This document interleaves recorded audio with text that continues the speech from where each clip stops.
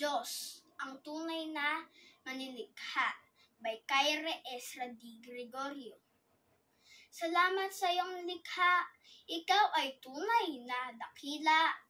Pupurihin kita habang buhay dahil sa iyong binigay na buhay. Magdarasal ako tuwing umaga at gabi.